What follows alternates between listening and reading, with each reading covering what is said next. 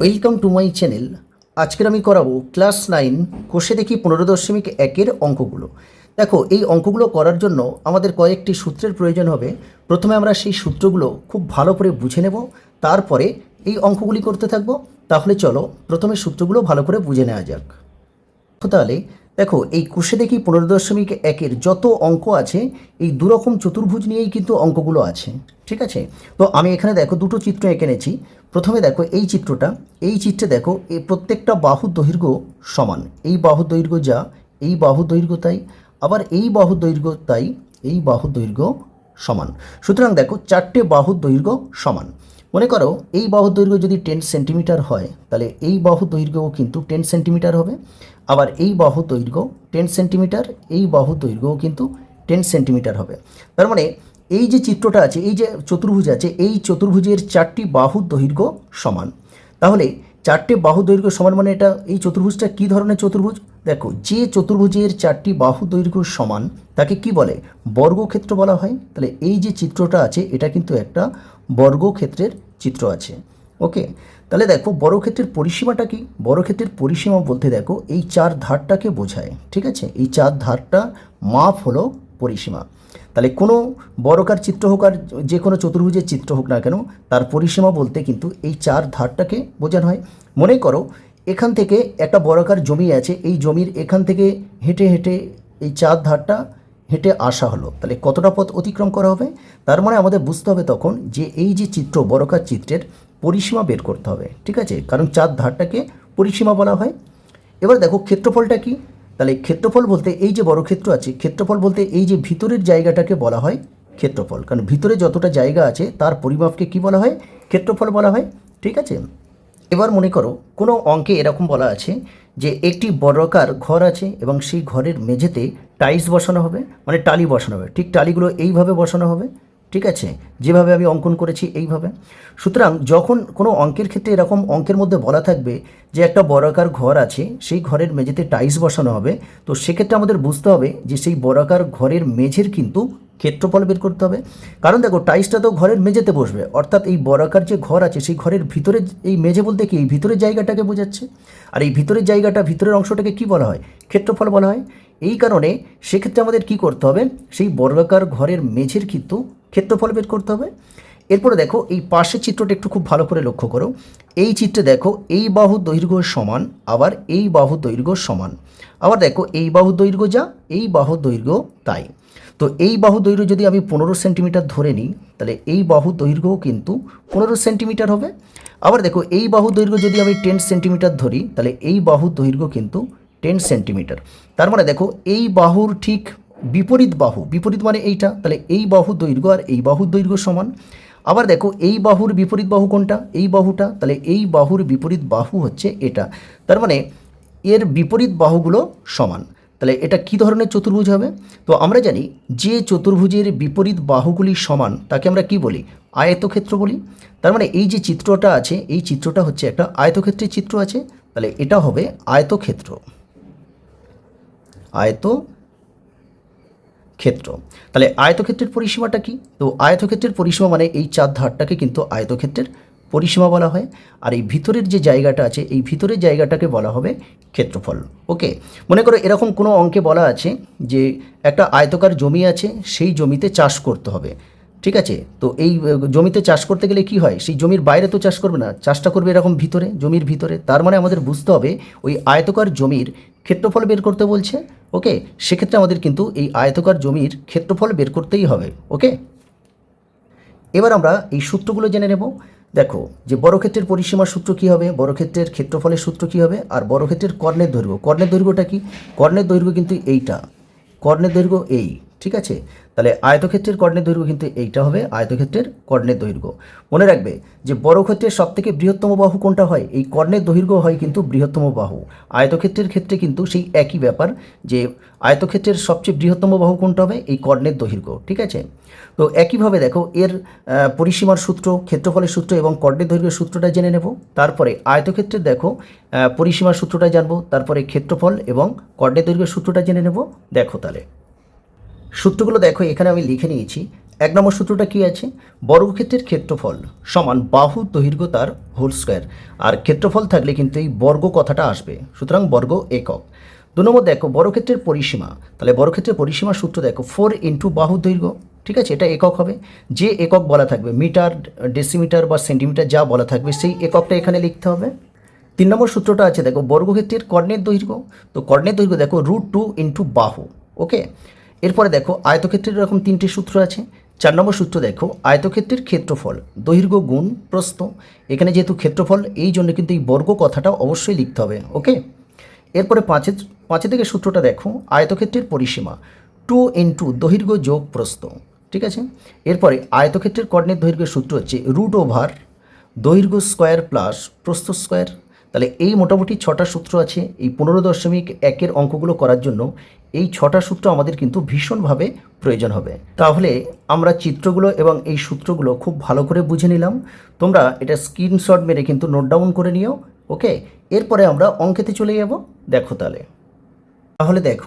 দেখো এই 1 দাগের 2 দাগেরগুলো সাধারণত তোমাদের আসে না পরীক্ষায়। ওকে, সুতরাং আমরা এই 1 দাগের 2 দাগের অঙ্কগুলো করব না, আমরা অঙ্ক করব এই 3 দাগ থেকে।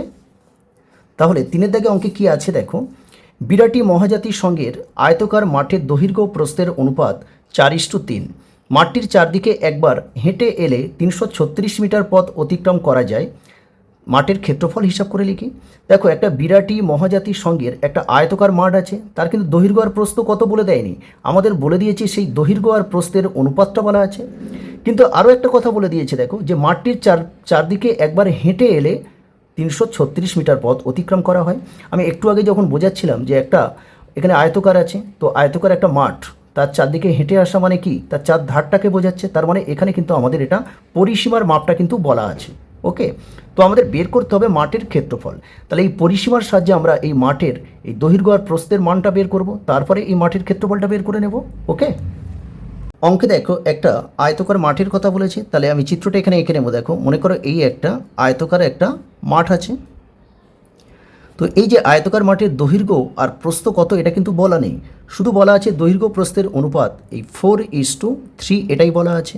তাহলে প্রথমে আমি কি করব, এই যে আয়তকার মাঠ আছে এই আয়তকার মাঠের দৈর্ঘ্য আর প্রস্থটা কিন্তু আমরা ধরে নেব, মানে এর সঙ্গে একটা করে চলরাশি নিয়ে নেব। দেখো তাহলে ধরি আয়তকার মাঠের দৈর্ঘ্য সমান এটা 4 আছে, তাহলে 4x নিয়ে নেব, 4x মিটার, এবং প্রস্থ 3 আছে, তাহলে আমরা 3x নিয়ে নেব, 3x মিটার। ওকে, এরপরে কি বলেছে দেখো, যে মাঠটির চারদিকে একবার হেঁটে এলে, তাহলে মাঠটির চারদিকে হাঁটা মানে কি, মনে করো এখান থেকে হাঁটতে শুরু করেছে, এখান থেকে হেঁটে এখানে আসা হবে, তারপরে এখানে, তারপরে এখানে, তারপরে এখানে, তার মানে এই চার ধারটা হেঁটে আসছে। তার মানে কি এটা কিসের মাপ, পরিসীমার মাপ আছে। তার মানে আমাদের অঙ্কে যেটা বলা আছে যে মাঠটির চারপাশ একবার হেঁটে এলে 336 মিটার পথ অতিক্রম করা যায়। তাহলে আমি এখানে সরাসরি করব, দেখো যে শর্তানুসারে, তোমরা প্রশ্নানুসারেও লিখতে পারো, শর্তানুসারে। তাহলে এখানে যে মাপটা বলা আছে সেটা কত, 336 মিটার। তাহলে এই 336 মিটারটা কিসের মাপ, এই পরিসীমার মাপ।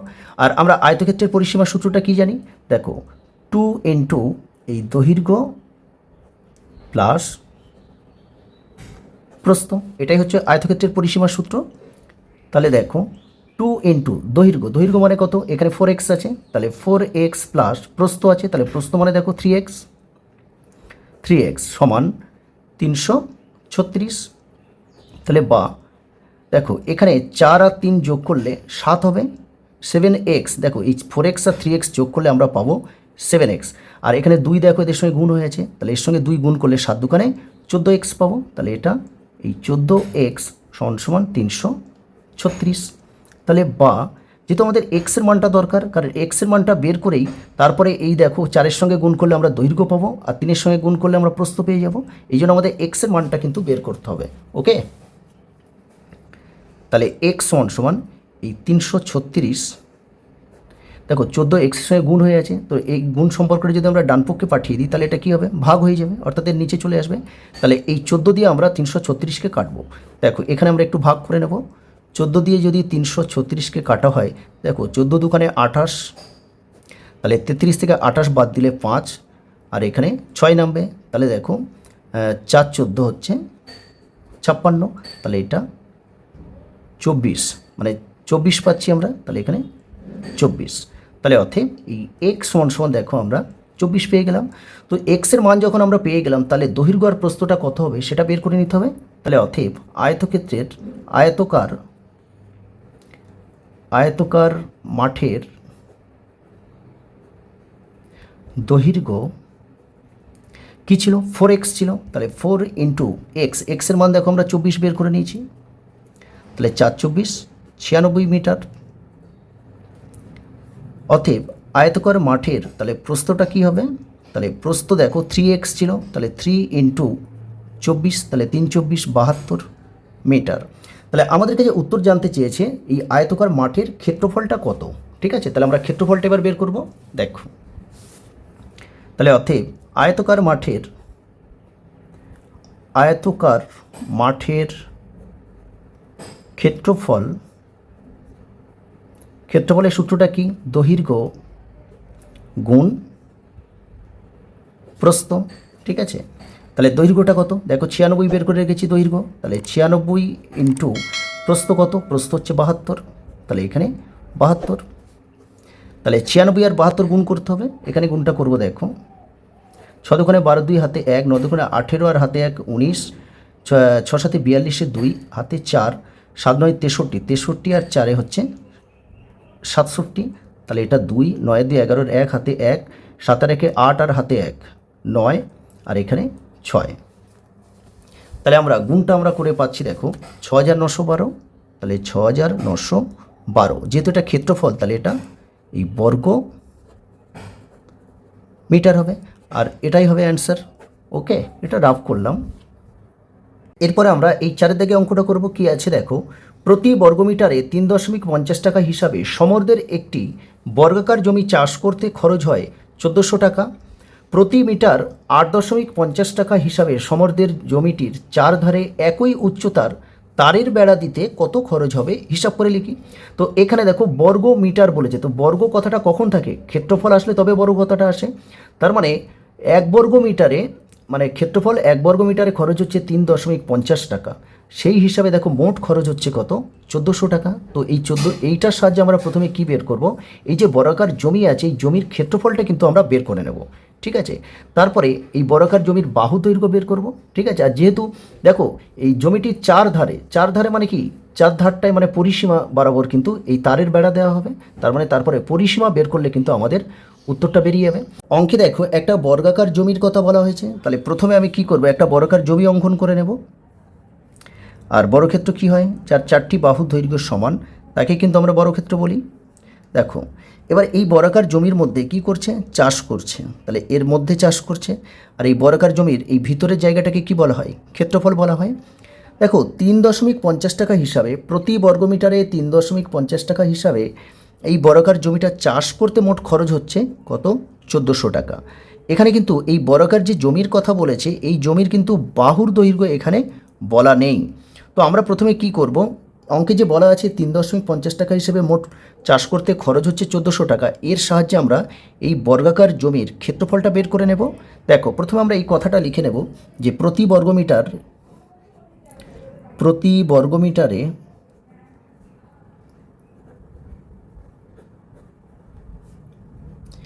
3.50 টাকা হিসাবে চাষ করতে খরচ হয় সমান 1400 টাকা। অতএব দেখো একটা জিনিস ভালো করে দেখো যে 3.50 টাকা প্রতি বর্গমিটার মানে কি, প্রতি বর্গমিটার মানেই কিন্তু 1 বর্গমিটারে খরচ হচ্ছে এই 3.50 টাকা, তার মানে মোট খরচ হচ্ছে 1400 টাকা। তাহলে এই 3.50 টাকা যদি 1 বর্গমিটারের জন্য খরচ হয়, তাহলে 1400 টাকা কত বর্গমিটারের মধ্যে খরচ হবে, সেই বর্গমিটারটা হবে কিন্তু এই বর্গাকার জমির ক্ষেত্রফল হবে। বুঝতে পারোনি তো? দেখে নাও, খুব ভালো করে দেখো যে 1 বর্গমিটার খরচ হচ্ছে, 1 বর্গমিটার চাষ করতে খরচ হচ্ছে 3.50 টাকা। তাহলে 1400 টাকা খরচ হচ্ছে কত বর্গমিটারে? যে বর্গমিটারটা বেরোবে, যে মানটা বেরোবে সেই মানটাই হবে কিন্তু এই যে বর্গাকার জমি আছে তার ক্ষেত্রফল। তাহলে সেই মানটা বের করতে গেলে আমাদের কী করতে হবে? এই 1400কে 3.50 দিয়ে ভাগ করতে হবে, তাহলে এই বর্গাকার জমির ক্ষেত্রফলটা আমরা পেয়ে যাব। দেখো, তাহলে আমি এখানে লিখে নেব যে বর্গাকার জমির ক্ষেত্রফল সমান এই 1400কে ভাগ করব 3.50 দিয়ে। নিচে বসিয়ে কাটাকাটি করা মানে ভাগ করা। দেখো এখানে দশমিক তুলে এখানে 1 আসলো, আর দুঘর পরে দশমিক মানে দুটো শূন্য চলে আসবে। এই শূন্য আর এই শূন্য কেটে দিলাম। এখন যদি আমরা 5 দিয়ে কাটি, 5 7 35, আর এটা 5 দুকানে 10, 2। এই 7 দিয়ে যদি 14কে কাটি তাহলে 14, 7 দুকানে 14, আর এই দুটো শূন্য কেটে এখানে বসিয়ে দিলাম। তাহলে এখানে 200 আর 2 আছে, তাহলে 200 আর 2 গুণ করলে আমরা কত পাবো? 400। যেহেতু এটা ক্ষেত্রফল, তাহলে আমাদের এই বর্গমিটার লিখতে হবে। তাহলে দেখো, এই যে বর্গাকার জমিতে চাষ করেছে মোট খরচ হয়েছিল 1400 টাকা। তাহলে আমরা সেই বর্গাকার জমির কিন্তু ক্ষেত্রফলটা পেয়ে গেছি 400 বর্গমিটার। এই ক্ষেত্রফলের সাহায্যে আমরা কি করব? এই জমির, এই যে বর্গাকার জমি আছে এর বাহুর দৈর্ঘ্যটা আমরা বের করে নেব। দেখো, শর্তানুসারে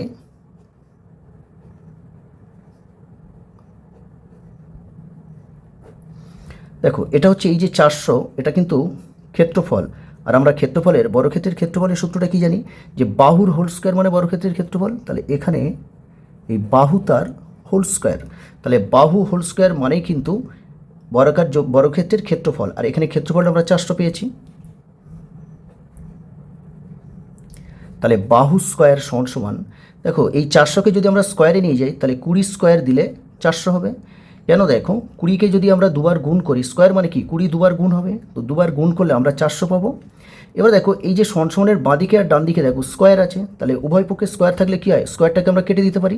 তাহলে অতএব এখানে বাহু সমান 20 মিটার। তাহলে দেখো আমরা এই বর্গাকার জমির বাহু দৈর্ঘ্যটাও পেয়ে গেছি। তাহলে আমরা এখানে লিখে নেব যে বর্গাকার জমির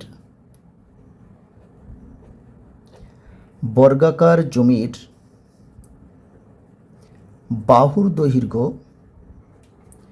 সমান 20 মিটার। এরপর দেখো অঙ্কে বলা আছে প্রতি মিটারে 8.50 টাকা হিসাবে সমর্দের জমির চারধারে একই উচ্চতার তারের বেড়া দিতে কত খরচ হবে?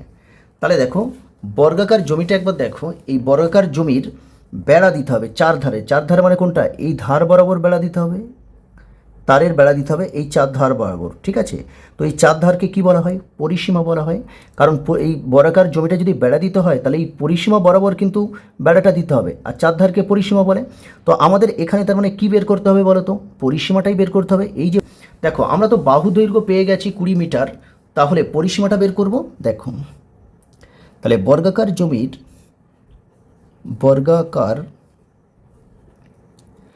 জমির পরিসীমা সমান, পরিসীমা সূত্র কি আছে? 4 ইন্টু বাহুর দৈর্ঘ্য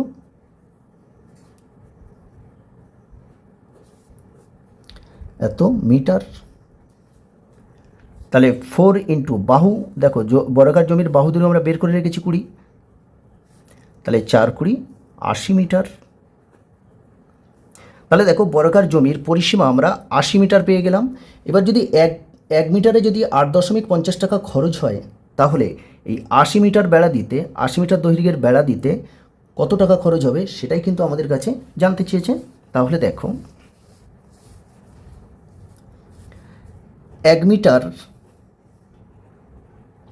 বেড়া দিতে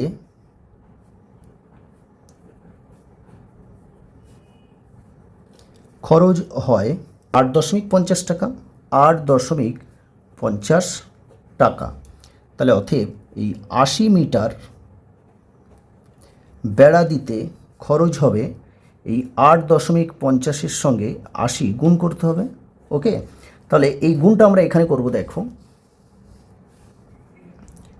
8.50 80 দিয়ে গুণ করব, তাহলে এটা 0, 5 0 0, 8 0 0, 8 0 0, 5 8 40 0, হাতে 4, আর 8 8 64, 64 আর 4 68, তাহলে 0 0 0, এটা 8 আর এটা 6। দেখো 2 ঘর পরে দশমিক আছে, তাহলে 1 2, 2 ঘর পরে দশমিক, আর দশমিকের পরে 0 থাকে না, তাহলে এটা কত হচ্ছে 680। তাহলে এটা গুণ করে আমরা পাবো 680 টাকা। তাহলে দেখো আমরা উত্তরটা এখানে লিখে দেবো। অতএব বেড়া দিতে খরচ হবে, তারের বেড়া দিতে খরচ হবে সমান 680 টাকা, আর এটাই হবে অ্যান্সার। ওকে, এরপর আমরা এই 5 দাগের অঙ্কটা করব। কি আছে দেখো, সুয়াসদের আয়তকার জমির ক্ষেত্রফল 500 বর্গমিটার, জমিটির দৈর্ঘ্য 3 মিটার কমালে এবং প্রস্থ 2 মিটার বাড়ালে জমিটি বর্গাকার হয়। সুয়াসদের জমির দৈর্ঘ্য ও প্রস্থ হিসাব করে লিখি। দেখো সুয়াসদের যে আয়তকার জমি আছে, সেই আয়তকার জমির ক্ষেত্রফল কিন্তু বলা আছে 500 বর্গমিটার। এখানে কিন্তু দৈর্ঘ্য প্রস্থ বলা নেই, দৈর্ঘ্য প্রস্থ কিন্তু আমাদের কাছে কত হবে সেটা জানতে চেয়েছে। আরও একটা কথা এখানে বলা আছে, দেখো জমিটির দৈর্ঘ্য 3 মিটার কমালে আর প্রস্থ যদি 2 মিটার বাড়ানো হয়, তাহলে সেই আয়তকার জমিটা কিন্তু বর্গাকার হয়ে যাবে। ওকে, তাহলে আমাদের কাছে জানতে চাইছে সুয়াসদের জমির দৈর্ঘ্য ও প্রস্থ কত হবে। অঙ্কে একটা আয়তকার জমির কথা বলা আছে, তো প্রথমে আমি একটা আয়তক্ষেত্রের চিত্র এঁকে নেব। দেখুন, দেখো অঙ্কে কিন্তু এই যে আয়তকার জমি আছে, আয়তকার জমির দৈর্ঘ্য কত আর প্রস্থ কত কিন্তু বলা নেই। তো প্রথমেই আমরা এটাই ধরে নেব যে এই যে আয়তকার জমি আছে, আয়তকার জমির দৈর্ঘ্য এক্স মিটার আর এই প্রস্থটাকে ওয়াই মিটার ধরে নেব। তাহলে এই কথাটা প্রথমে কিন্তু আমি লিখে নেব। দেখুন, ধরি আয়তকার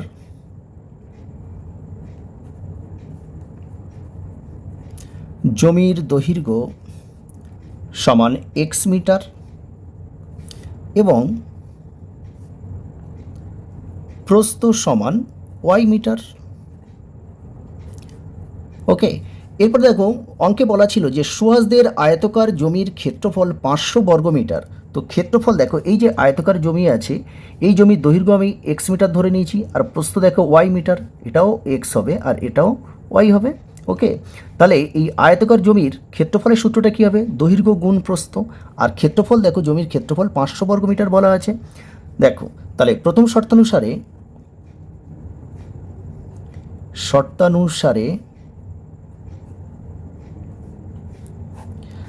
তাহলে ক্ষেত্রফলটা কত বলা আছে, 500 বর্গমিটার বলা আছে। তাহলে ক্ষেত্রফল এটা কি আছে, 500 বর্গমিটার। এই যে আয়তকার জমি আছে, ক্ষেত্রফল বলা আছে। ক্ষেত্রফল মানে কি, এই ভিতরের জায়গাটা। আর এই সূত্রটা আমরা কি জানি, দৈর্ঘ্য গুণ প্রস্থ। দেখো দৈর্ঘ্য মানে আমি এক্স ধরে নিচ্ছি আর প্রস্থ হচ্ছে ওয়াই, তাহলে এটা এক্স ইন্টু ওয়াই সমান 500। এটা যদি আমরা গুণ করে দিই, দেখো তাহলে এক্স আর ওয়াই গুণ করলে এক্স ওয়াই হবে সমান 500। তাহলে এইটা আমরা 1 নং সমীকরণ লিখে রাখলাম। ওকে, এরপরে দেখো অঙ্কে বলা ছিল জমিটির দৈর্ঘ্য 3 মিটার কমালে এবং প্রস্থ 2 মিটার বাড়ালে জমিটি বর্গাকার হয়। তাহলে এই কথাটা কিন্তু আমরা লিখে নেব। দেখো আয়তকার জমির দৈর্ঘ্য ছিল এক্স, এখন 3 মিটার কমানো হচ্ছে, তার মানে এক্স থেকে 3 বিয়োগ করতে হবে।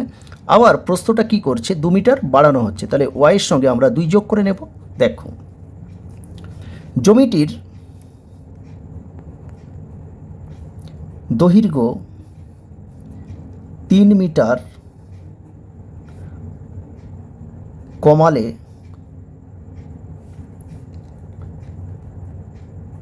দৈর্ঘ্য হবে, দেখো এক্স ছিল, 3 মিটার কমে যাচ্ছে মানে বিয়োগ করতে হবে, তাহলে এক্স মাইনাস 3 মিটার। এবং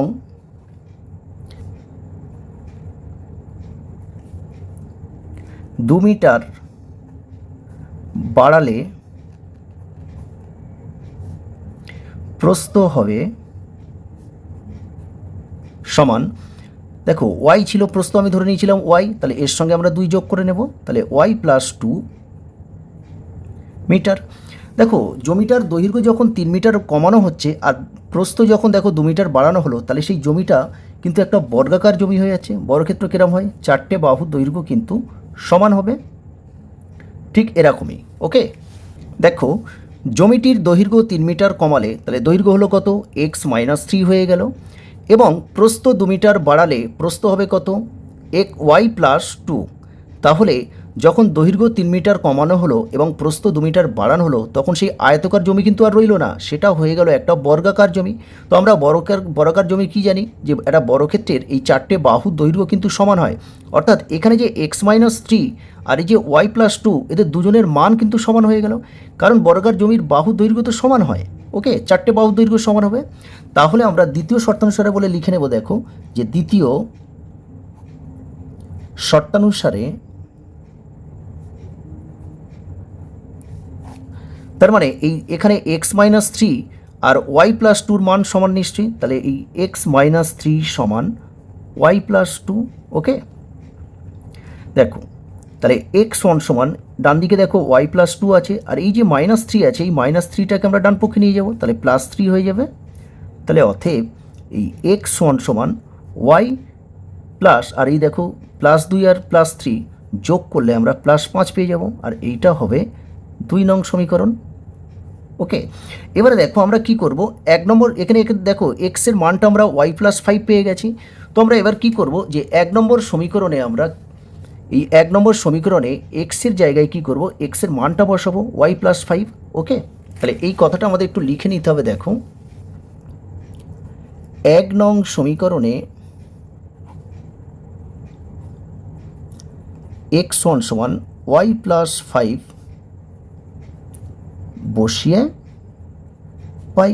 তাহলে 1 নম্বর সমীকরণটা কি ছিল, xy সমান 500 ছিল। তাহলে এই x না লিখে x এর যে মানটা আমরা বের করে রেখেছি, এই y+5 এই মানটা আমরা বসিয়ে নেব। দেখো তাহলে y+5, আর এর সঙ্গে তো আর একটা y গুণ হয়েছিল, তো এখানে এই গুণ করে রাখলাম, সমান 500। এবার আমরা এই ওয়াইটা y+5 সঙ্গে গুণ করব, তাহলে y আর y গুণ করলে y² হবে, প্লাস এই 5-এর সঙ্গে y গুণ করলে 5y, আর সমানের ডান দিকে দেখো +500 আছে, তাহলে এটা যদি সমানের বাঁ দিকে আনি, তাহলে এটা কী হবে, -500 হয়ে যাবে, আর ডান দিকে 0 হবে। এবার দেখো আমরা মানটা কেমন পেলাম, দেখো y² + 5y - 500 পেয়েছি। তার মানে এইটাকে আমরা এবার উৎপাদকে বিশ্লেষণ করব, মিডল টার্ম ফ্যাক্টর করব, বা মধ্য সহগ বিশ্লেষণ। ওকে, তার জন্য আমাদের কী করতে হবে, দেখো এই 500কে আমাদের এমন দুটো সংখ্যায় নিতে হবে যেটা যোগ অথবা বিয়োগ করলে 5 পাবো, আর গুণ করলে কিন্তু 500 পাবো। তো আমরা এখানে দেখো এই 25 - 20 নিয়ে নেব, তাহলে 25 থেকে 20 বিয়োগ করলে আমরা 5 পাবো, আর এই 25 × 20, তাহলে 25 আর 20 গুণ করলে দেখো 25 দুখানে 50, আর এই 0 বসে যাবে, তাহলে 500 পাবো। তাহলে দেখো এই 25 - 20 এই মানটা আমরা নিয়ে নেব। ওকে, তাহলে y² প্লাস 25 থেকে বিয়োগ করব 20, এখানে y আছে, তাহলে yটাকে গুণ করে রাখতে হবে, আর -500 যেমন আছে তেমন বসিয়ে দিলাম। ওকে, তাহলে y² প্লাস এই yটা 25-এর সঙ্গে গুণ হবে, তাহলে 25y প্লাস মাইনাসে -20-র সঙ্গে y গুণ করলে 20y -500, ডান দিকে 0। এবারে দেখো আমরা কমন দেব এই দুটোর মধ্যে, আর এই দুটো পদের মধ্যে আমরা কমন দেব। এখানে y আছে, এখানে y আছে, তাহলে y কমন দিয়ে দিলাম, তাহলে এখানে y² ছিল, তাহলে একটা y কমন চলে গেলে আরও একটা y পড়ে থাকবে, সেই yটা আমি এখানে বসিয়ে দিলাম, প্লাস এখান থেকে দেখো y চলে গেছে, মানে 25 পড়ে আছে, মাইনাস এখানে দেখো 20 আছে আর 500 আছে। তো আমরা কিন্তু কী দেখছিলাম, দেখো এই 500-র মধ্যে কিন্তু 20 আছে, তো 500-র মধ্যেও 20 আছে আর এখানে 20 আছে, তাহলে আমরা 20 কমন নিতে পারি। দেখো 20 কমন নিচ্ছে মানে y পড়ে আছে, yটা বসিয়ে দিতে হবে, আর এই -20 কমন নিচ্ছে মানে কি, এই মাইনাসটার এই মাইনাসের সঙ্গে গুণ হবে, তাহলে মাইনাস এটা প্লাস। আর দেখো 500 থেকে 20 কমন চলে গেলে 25 থাকে, তাহলে 25টা এখানে বসিয়ে দেবো। অথবা কি করবে, এই 20 দিয়ে 500কে ভাগ করবে, কমন দেওয়া মানে কি, ভাগ করা বোঝায়, সেই 500কে 20 দিয়ে ভাগ করলে 25 পাবো আমরা, ডান দিকে 0। এবার আমরা এই যে পদ আছে আর এই পদ, পুরো পদের মধ্যে আমরা কমন দেব। কি আছে দেখো, এখানে y+25 আছে, এখানেও y+25 আছে, তাহলে y+25 কমন দিয়ে দিলাম। তাহলে এখানে দেখো y পড়ে আছে, আর এখানে -20 পড়ে আছে, তাহলে y -20, ডান দিকে 0। ওকে, তাহলে আমরা দেখো y+25 আর y-20 পেয়েছি, তার মানে এটা সমানও 0, এটা সমানও 0। তাহলে আমরা লিখে নেব, দেখো যে হয় y+25 = 0, অথবা ওয়াই মাইনাস 20 সমান 0। তাহলে দেখো ওয়াইয়ের মানটা যদি আমরা এখানে বের করি, তাহলে ওয়াই সমান সমান এই 25 প্লাস 25টাকে যদি আমরা সমান সমানের ডান দিকে পাঠাই, তাহলে এটা মাইনাস 25 হয়ে যাবে। আর এটা দেখো ওয়াই সমান এই যে মাইনাস 20 আছে, এটা যদি সমান সমানের ডান দিকে পাঠাই, তাহলে এটা কী হবে প্লাস 20। তো প্লাসটা লিখতে হয় না। দেখো ওয়াইয়ের মানটা আমরা এখানে পাবো। ওয়াইটা কী ধরেছিলাম? আয়তকার জমির কিন্তু প্রস্থ ধরে নিয়েছিলাম।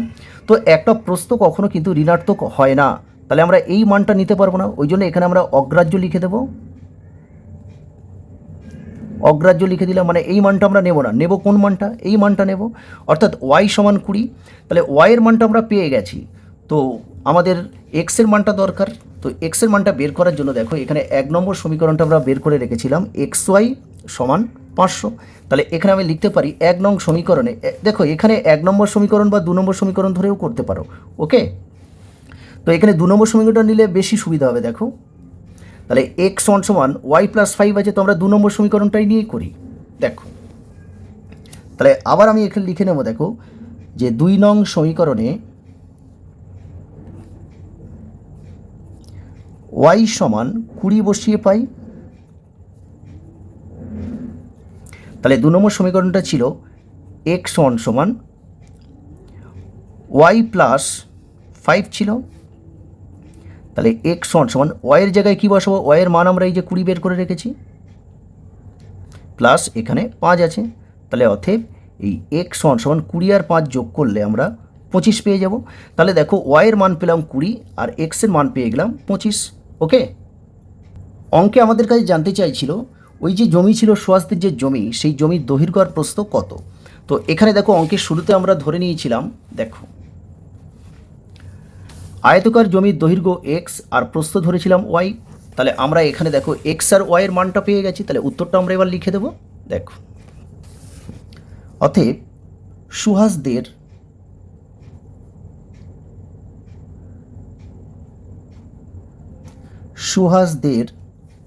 জমির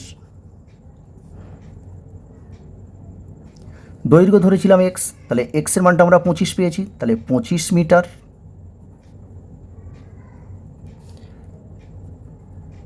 এবং প্রস্থ আমরা ওয়াই ধরেছিলাম, ওয়াইয়ের মানটা দেখো 20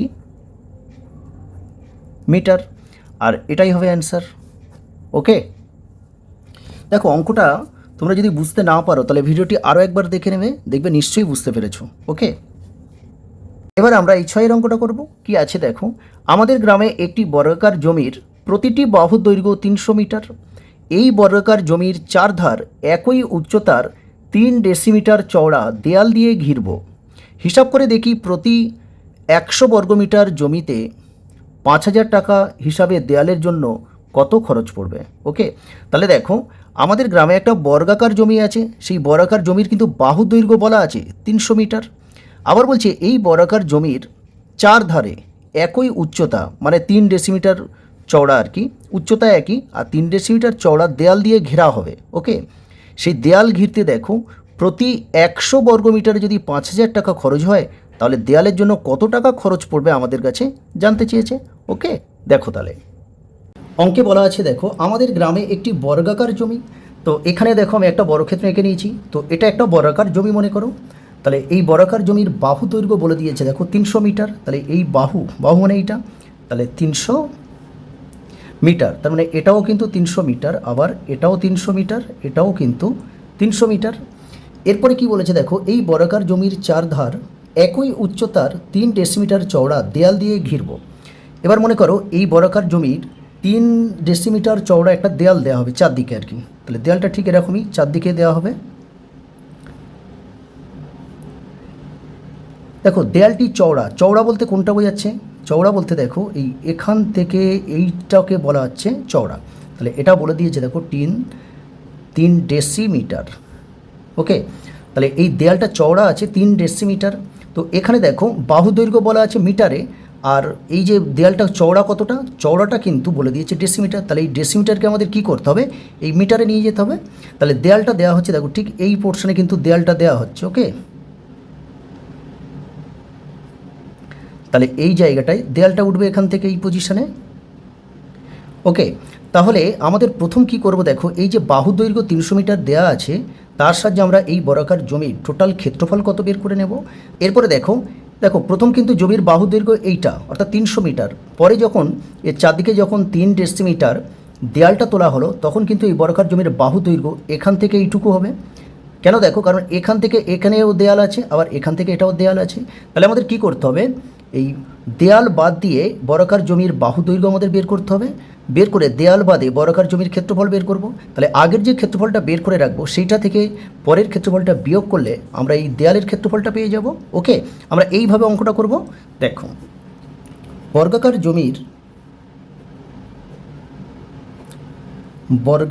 জমির বাহুর দৈর্ঘ্য সমান 300 মিটার বলা আছে। তাহলে অতএব ক্ষেত্রফল বের করে নেব। ক্ষেত্রফল সমান সমান আমরা ক্ষেত্রফলের সূত্রটা কি জানি, যে বাহু দৈর্ঘ্য হোল স্কোয়ার। তাহলে বাহুর দৈর্ঘ্য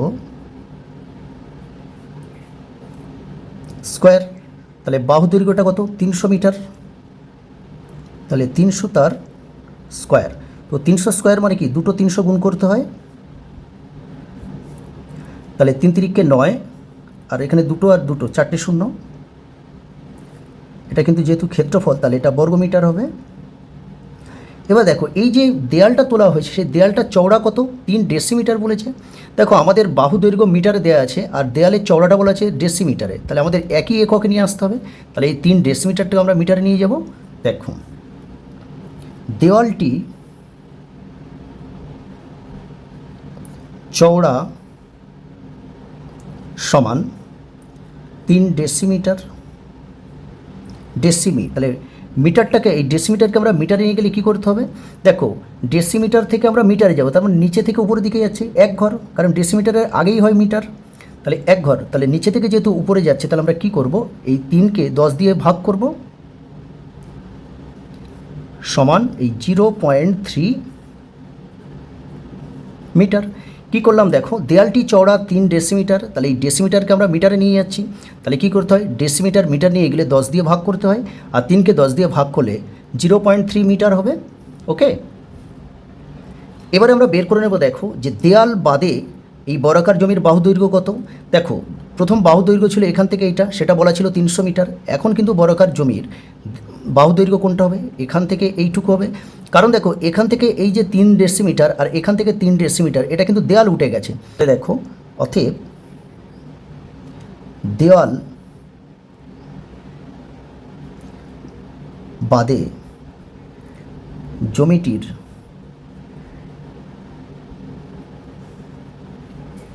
বাহুর দৈর্ঘ্য সমান, দেখো 300 মিটার ছিল, তাহলে এইটা থেকে আমরা বিয়োগ করব, এই ডেসিমিটার আমরা মিটার করে নিয়েছি। তাহলে 0.3 ইন্টু, দেখো এদিকে দেখো 0.3 কমছে, আবার এদিকেও কমছে, তাহলে দুদিকে কমছে। এই কারণে এখানে কী করব, দেখো যেহেতু দুদিকে কমছে বলেই কিন্তু এখানে আমরা 2 গুণ করে নেব। ওকে, তাহলে 300 বিয়োগ, এটা 3 দুগুণে 6, আর এখানে পয়েন্ট শূন্য আসবে। তাহলে এটা বিয়োগ করলে 300 থেকে 0.6 বিয়োগ করলে 299.4 মিটার হয়ে যাবে। তাহলে দেখো দেয়াল বাদে বর্গাকার, এখানে বর্গাকার লিখতে পারো, বর্গাকার জমি, দেয়াল বাদে বর্গাকার জমিটির বাহুর দৈর্ঘ্য 299.4 মিটার। তাহলে এই দেয়াল বাদে বর্গাকার জমির তাহলে ক্ষেত্রফলটা আমরা বের করব। দেখো তাহলে অতএব দেওয়াল বাদে বর্গাকার জমির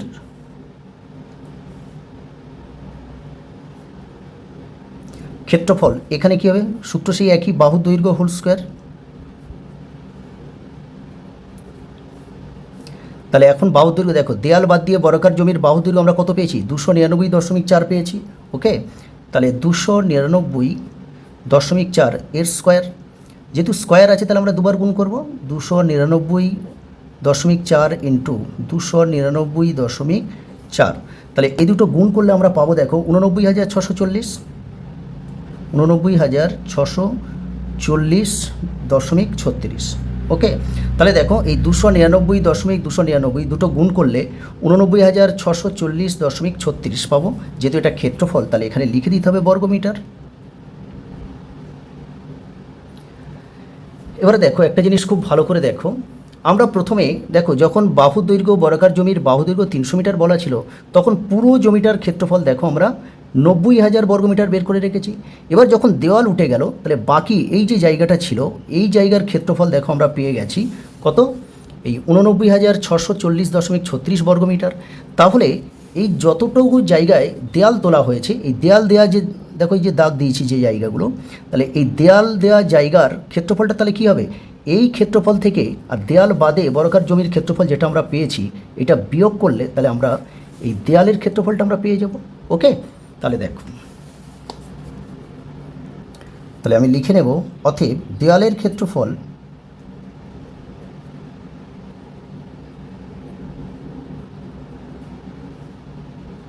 সমান 90,000,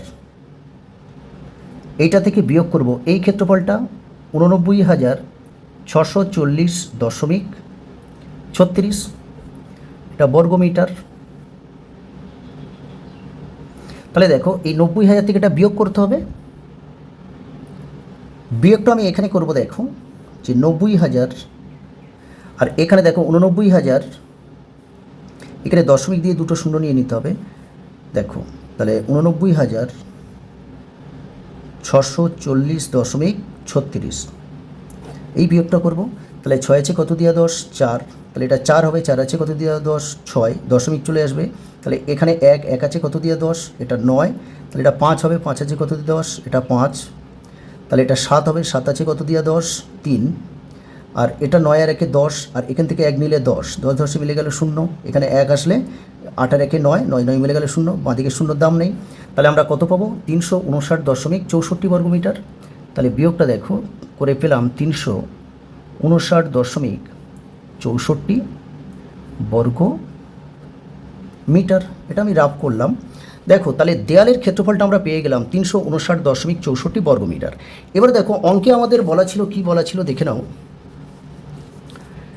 যে প্রতি 100 বর্গমিটার জমিতে, এই যে দেয়াল দিয়ে ঘিরতে আর কি, প্রতি 100 বর্গমিটার জমিতে 5,000 টাকা হিসাবে এই দেয়ালের জন্য কত খরচ পড়বে সেটাই আমাদের বের করতে হবে। তার মানে 100 বর্গমিটার দেয়ালের জন্য খরচ পড়ছে 5,000, তাহলে এই 359.64 বর্গমিটারের জন্য কত খরচ হবে সেটাই আমাদের বের করতে হবে। দেখো এখানে আমরা বের করব যে প্রতি 100 বর্গমিটার দেয়ালের জন্য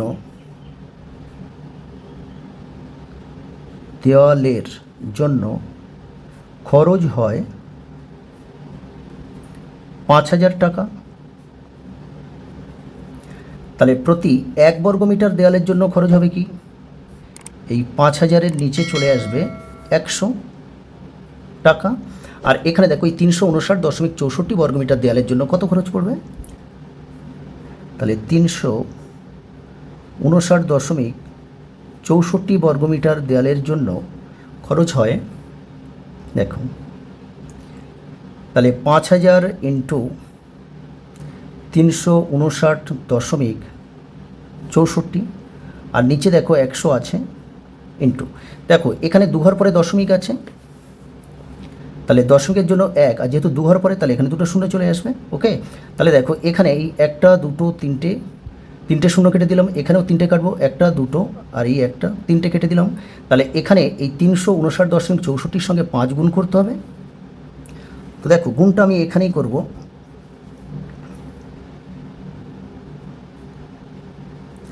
5 দিয়ে গুণ করলে 4 5 20, 0 হাতে 2, 5 6 30 আর 2 32, 32 2 হাতে 3, 5 9 45, 45 3 48, 8 হাতে 4, আর 5 5 25, 25 4 29, 29 9 হাতে 2, আর 3 5 15, 15 আর 2 17।